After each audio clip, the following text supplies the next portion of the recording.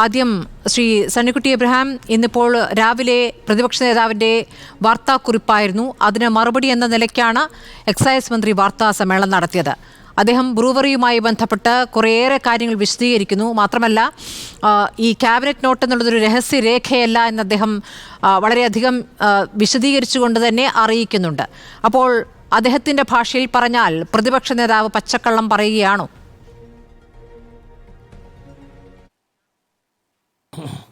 സ്മൃതി, reporter ചാനലിന്റെ ചർച്ചകളിൽ കോൺഗ്രസ് പങ്കെടുക്കുന്നില്ല എന്ന് കഴിഞ്ഞ ദിവസം വായിക്കുകയുണ്ടായി. പക്ഷേ CPM അവരാ ഒരു വിലക്കില്ലെന്നാണ് ഞാൻ മനസ്സിലാക്കുന്നത്. അവരുടെ ആളുകൾ വരുന്നത് അവർ നിരീക്ഷകരുമായി ചർച്ചയ്ക്കില്ലെന്നാണ് പാർട്ടിയുടെ ഉത്തരവാദിത്വമുള്ള അല്ല, ഈ വിഷയത്തിൽ അവർ നിരീക്ഷകരുമായി ചർച്ചയ്ക്കില്ലത്രേ. നിരീക്ഷകർ എന്ന് പറഞ്ഞാൽ എന്നെയും ഈ സെയ്ദ് പണിക്കരൊക്കെയാണ് ഉദ്ദേശിക്കുന്നത്. അതെ അതെ അതെ. ഞങ്ങൾ അത്ര മോശക്കാരാണോ? അല്ല, അങ്ങനെയല്ല. അപ്പുറത്ത് നിന്ന് പ്രതിനിധികൾ ഉണ്ടെങ്കിൽ മോശക്കാരല്ലേ? കോൺഗ്രസ് ഉണ്ടെങ്കിൽ മറുപടി പറയാം. സ്മൃതി, തുടക്കത്തിലെ ഞാനൊരു കാര്യം പറയാൻ ആഗ്രഹിക്കുന്നത്, കേരളത്തിലെ മദ്യ നിർമ്മാണശാലകൾ വരുന്നതിനോ അല്ലെങ്കിൽ സ്പിരിറ്റ് ഉൽപ്പാദിപ്പിക്കുന്ന ഫാക്ടറികൾ വരുന്നതിനോ എനിക്ക് യാതൊരു എതിർപ്പും ഇല്ലാത്ത ഒരാളാണ്.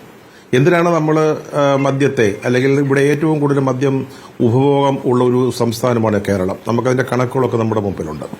ഏതാണ്ട് കേരളത്തിലെ പുരുഷന്മാരുടെ ഒരു നല്ല ശതമാനവും മദ്യപിക്കും എന്നാണ് നമുക്ക് മനസ്സിലാക്കാൻ സാധിക്കുക. അത്തരത്തിലൊരു സംസ്ഥാനത്ത് എന്തുകൊണ്ടാണ് ഒരു മദ്യ നിർമ്മാണശാല അല്ലെങ്കിൽ ഒരു ബോട്ടിലിംഗ് യൂണിറ്റ് അല്ലെങ്കിൽ ഒരു ബ്രൂവറി അത് സ്ഥാപിക്കുന്നതിന് എതിർക്കുന്നത് എന്ന് എനിക്ക് മനസ്സിലാകുന്നില്ല. അതൊരു ഒരു ഹിപ്പോക്രാറ്റിക് ആയിട്ടുള്ള ഒരു നിലപാട് കേരളത്തിന്റെ എല്ലാ കാര്യങ്ങളിലും നമ്മൾ മലയാളികൾ കാണിക്കുന്ന ഒരു ഹിപ്പോക്രസിയുടെ ഭാഗമാണ് എന്ന കാര്യത്തിൽ എനിക്ക് സംശയമില്ല. അതേസമയം മദ്യത്തിന്റെ വില നിരന്തരം എന്നോണം ഓരോ മാസം കഴിയുന്തോറും മാറ്റിക്കൊണ്ടിരിക്കുക. ഇപ്പൊ തന്നെ 10% വർധനവ് വരുത്തിയിരിക്കുക. സാധാരണ ജനങ്ങൾ വരെ ഉപയോഗിക്കുന്ന അവരുടെ ഒരു നിത്യോപയോഗ സാധനമാണിത്. അതിന്റെ വില വർദ്ധിപ്പിക്കുന്നു. പക്ഷെ ആരും അതിനെക്കുറിച്ച് മിണ്ടുന്ന പോലില്ല. കാരണം മദ്യവില വർദ്ധിപ്പിക്കുന്നതിന് ഇതാർക്കും സംസാരിക്കാൻ പാടില്ലല്ലോ. പക്ഷെ ഇവിടെ ഈ പാലക്കാട് ബ്രൂവറീസിന്റെ കാര്യത്തിൽ വന്നിരിക്കുന്ന 2-3 കാര്യങ്ങൾ ഇന്നിപ്പോ നമ്മുടെ ബഹുമാനപ്പെട്ട മന്ത്രി MP രാജേഷ്, അപ്പോ സതീശൻ എന്തോ ഒരു രഹസ്യ രേഖ വെളിപ്പെടുത്തി. അയ്യോ, അത് രഹസ്യരേഖയൊന്നുമല്ല, അത് വെബ്സൈറ്റിൽ ഉണ്ടായിരുന്നതാണ്, ആര് സെർച്ച് ചെയ്താലും കിട്ടും എന്നൊക്കെ പറഞ്ഞ് അതിനെ പരിഹസിച്ച് ഒഴിവാക്കാനാണ് ശ്രമിച്ചത്. പക്ഷെ അതല്ല പ്രശ്നം. അദ്ദേഹം ചൂണ്ടിക്കാണിച്ച ഒരു പ്രധാനപ്പെട്ട കാര്യം ക്യാബിനറ്റ് നോട്ടാണെന്ന്. ക്യാബിനറ്റ് നോട്ട് ഒരുപക്ഷെ വെബ്സൈറ്റിൽ ഉണ്ടാവും, അത് ഞാൻ പരിശോധിച്ചില്ല, ഉണ്ടെന്ന് തന്നെ വിശ്വസിക്കുന്നു. പക്ഷെ എന്താണ് അദ്ദേഹം പറഞ്ഞത്? ഈ ബ്രൂവറി ആരംഭിക്കുന്നത് സംബന്ധിച്ച് ഇതുമായിട്ട് ബന്ധപ്പെട്ട മറ്റൊരു വകുപ്പുകളുമായിട്ടും ചർച്ച നടത്തിയിട്ടില്ല എന്ന് ക്യാബിനറ്റ് നോട്ടിൽ പറഞ്ഞിരിക്കുന്നത് അദ്ദേഹം ജനങ്ങളുടെ മുമ്പിലേക്ക് കൊണ്ടുവരികയാണ് ചെയ്തത്. അത് തദ്ദേശഭരണ വകുപ്പ് അറിയേണ്ടതായിരുന്നു, അതുപോലെ തന്നെ ജലവിഭവ വകുപ്പ് അറിയേണ്ടതായിരുന്നു, അങ്ങനെ പല വകുപ്പുകൾ അറിയേണ്ടതായിരുന്നു, അല്ലെങ്കിൽ വ്യവസായ വകുപ്പുമായി സംസാരിക്കേണ്ടതായിരുന്നു. അതൊന്നും ഉണ്ടായില്ല എന്ന ഒരു കാര്യം ജനങ്ങളുടെ മുമ്പിൽ ബോധ്യപ്പെടുത്താൻ വേണ്ടിയാണ് അതിന്റെ ആ നോട്ട്. അത് രഹസ്യ ഒരു വിവരമാണെന്ന് അദ്ദേഹം അവകാശപ്പെട്ടിട്ടുണ്ടോ എന്ന് എനിക്കറിയില്ല. അതത്ര രഹസ്യ വിവരമൊന്നുമല്ല. ഇത് പിന്നെ വെബ്സൈറ്റിൽ വരുന്നില്ലെങ്കിൽ തീർച്ചയായിട്ടും അതൊരു രഹസ്യ രേഖയാണ്. ഇത് വെബ്സൈറ്റിൽ വന്ന സ്ഥിതിക്ക് അത് അങ്ങനെയല്ല. പക്ഷേ അത് എന്താണ് സതീശൻ പ്രതിപക്ഷ നേതാവ് മുന്നോട്ട് വെച്ചത്? അതുപോലെ തന്നെ ഈ സ്ഥാപനം ആരംഭിക്കുന്നത് സംബന്ധിച്ച് തുടക്കം മുതൽ മന്ത്രി പറയുന്ന ഒരു കാര്യമുണ്ട്. അതായത് ഇതിന് ടെൻഡറൊന്നും പിടിക്കേണ്ട കാര്യങ്ങളൊന്നുമില്ല. ഒരു വ്യവസായശാല തുടങ്ങുന്നതിന് താല്പര്യം പ്രകടിപ്പിച്ചുകൊണ്ട് ആരെങ്കിലും വരികയാണെങ്കിൽ അത് ടെൻഡർ വിളിക്കേണ്ട കാര്യമുണ്ടോ എന്നുള്ളതൊരു തർക്ക വിഷയമാണ്. വിളിക്കേണ്ട കാര്യമുണ്ടെന്ന് എനിക്ക് തോന്നുന്നില്ല. ഞാൻ ആ ഒരു വാദത്തോടാണ് യോജിച്ചിരിക്കുന്നത്. പക്ഷേ ഇവിടെ നമ്മുടെ നമ്മുടെ സംസ്ഥാനത്തിന്റെ ജലം ഉപയോഗിച്ച് നമ്മളവർക്ക് കൊടുക്കുക, അവിടെ അങ്ങനെ ഒരു ഫാക്ടറി സ്ഥാപിക്കുമ്പോൾ നമ്മുടെയും കൂടെ സൗജന്യങ്ങൾ ആനുകൂല്യങ്ങൾ സ്വീകരിച്ചുകൊണ്ട് ഒരു ഫാക്ടറി സ്ഥാപിക്കുമ്പോൾ ടെൻഡർ വേണ്ട, ഒരു എക്സ്പ്രഷൻ ഓഫ് ഇൻട്രസ്റ്റ് നമുക്ക് സർക്കാരിന് ക്ഷണിക്കാമായിരുന്നില്ലേ? ഇവിടെ ഇങ്ങനെ ഒരു സൗകര്യമുണ്ട്, ഇവിടെ നിങ്ങൾ ജലം തരാൻ തയ്യാറാണ്, ഇവിടെ ആർക്കെങ്കിലും ഇതുള്ളൊരു എത്തനോൾ ഫാക്ടറി അല്ലെങ്കിൽ ഒരു ബ്രൂവറി സ്ഥാപിക്കാൻ താല്പര്യമുണ്ടോ എന്ന് ചോദിച്ചുകൊണ്ട് ഒരു എക്സ്പ്രഷൻ ഓഫ് ഇൻട്രസ്റ്റ്, ഒരു താല്പര്യപത്രം എങ്കിലും ക്ഷണിച്ചിരുന്നു എങ്കിൽ നമുക്ക് ഈ സംശയങ്ങൾ വരത്തില്ലായിരുന്നു. ഇതൊന്നുമില്ലാതെ പഞ്ചാബിൽ നിന്ന് അവിടുത്തെ ഒരു അകാലിദളിന്റെ നേതാവാണ് ഈ ഡിസ്റ്റിലറിയുടെയോ അല്ലെങ്കിൽ ബ്രൂവറിയുടെയോ അല്ലെങ്കിൽ ഈ കമ്പനി ഓയാസിസ് എന്ന് പറയുന്ന കമ്പനിയുടെ ഉടമയെന്നാണ് പറയുന്നത്. അദ്ദേഹത്തെ പറ്റി വേറെ ആരോപണങ്ങളുണ്ട്. അതായത് കെജ്രിവാളുമായി ബന്ധപ്പെട്ട മദ്യനയ കേസിലെ പ്രതിയാണ്.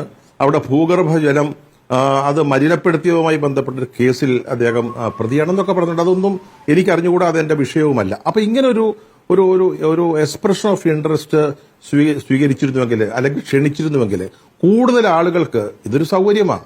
കേരളം 1999 സ്മൃതി ഓർക്കണം, 99 നായനാരുടെ കാലത്ത് ഇവിടെ മദ്യനിർമ്മാണശാലകൾ വേണ്ടാന്ന് തീരുമാനിച്ചതാ. അതിനുശേഷം നമ്മുടെ നയത്തിൽ കാര്യമായ മാറ്റങ്ങളൊന്നും വന്നിട്ടില്ല. ഇപ്പൊ MP രാജേഷ് പറയുന്ന ഈ മദ്യനയമുണ്ടല്ലോ, 22-21 ഈ മദ്യനയത്തിൽ പറയുന്നത് എന്താണ്?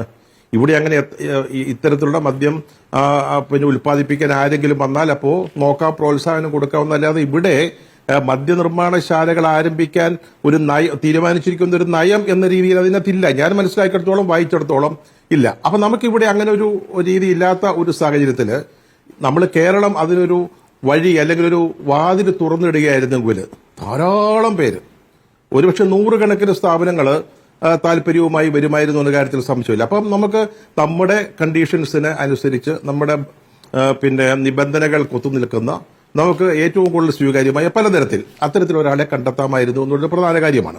നമ്മളിപ്പോ ഒരു വ്യവസായ സ്ഥാപനം തുടങ്ങുന്നതിന് ടെൻഡർ വേണ്ട എന്ന് പറയുന്നു. പക്ഷെ സർക്കാരുമായിട്ട് ഇതുപോലെ ബന്ധപ്പെട്ട കാര്യങ്ങൾ ടെൻഡർ ഉണ്ടായിട്ടുണ്ട്.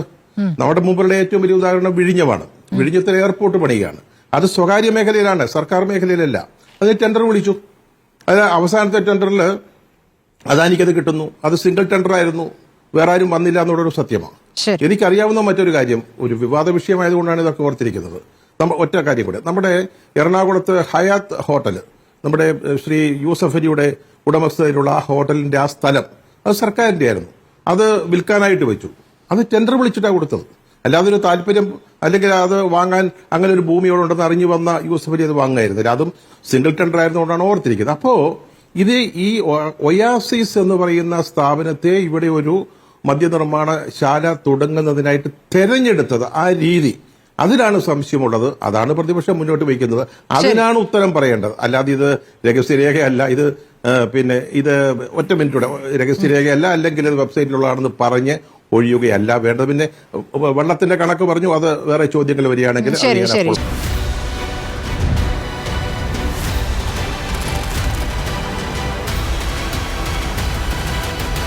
ഡിബേറ്റ് വിത്ത് സ്മൃതി പരുത്തിക്കാട്.